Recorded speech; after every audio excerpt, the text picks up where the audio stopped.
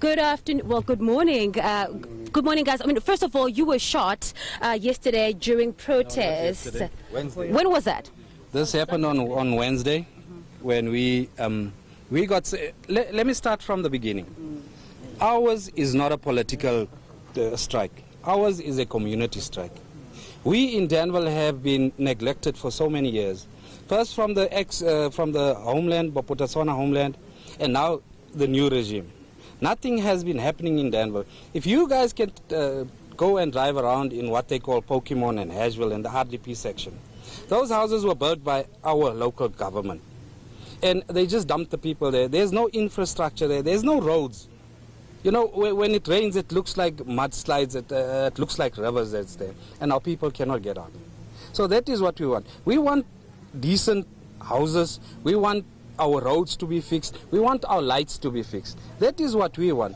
Whoever is in power should listen to our demands, whether it be Supra or whoever takes over from him. We as a community want that. Now, about 2 weeks ago, we had a strike on the national road. We closed the road. The mayor came and she addressed us. We gave her a memorandum. I don't know if we still have a memorandum around here. And she said she will respond to it. On Monday, last week, Monday or Tuesday, she responded. But her response was so vague, it made the people angry.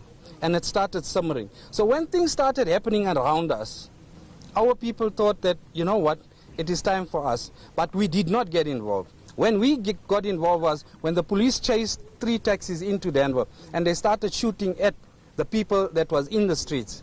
And this is what has happened. Then the people got angry. So we closed the road again. And then the police came into our township.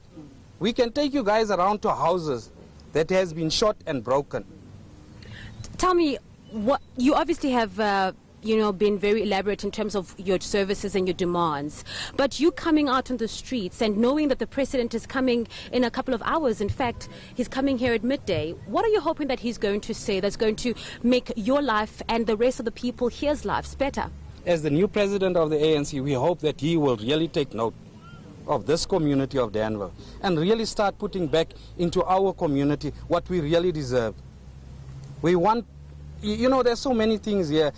Why we are on the streets here, we want the president to see what is happening. You know, when we had a meeting with the mayoral committee, they told us that Danville does not feature in the budget until 2020.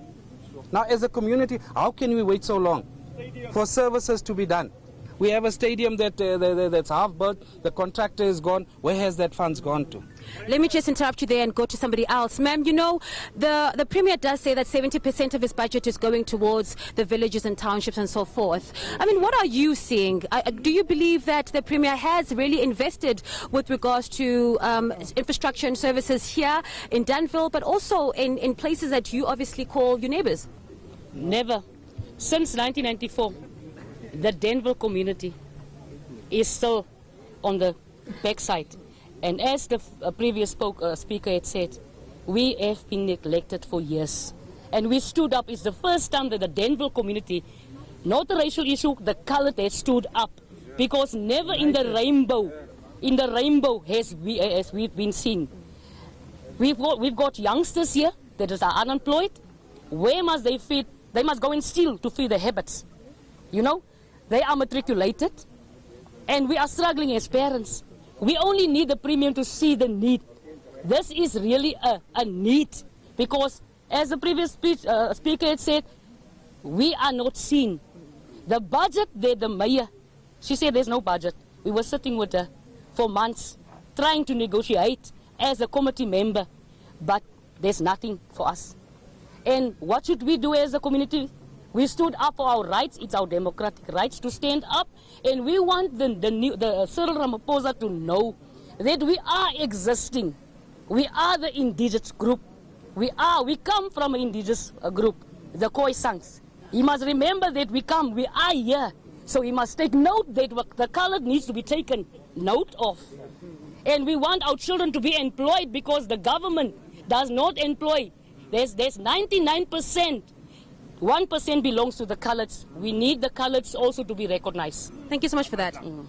Well, there you have it, Shahan. It is quite evident that the community in Danville is sending strong messages not only to the Premier, but also to the President of the country. And just while we're on this picture, you can see there are children here, and it means that the schools are closed, the malls remain closed, the shops remain closed. Mahikeng really literally is on standstill this morning, and how long this will last will only be told after this meeting at midday with the President. Over to you.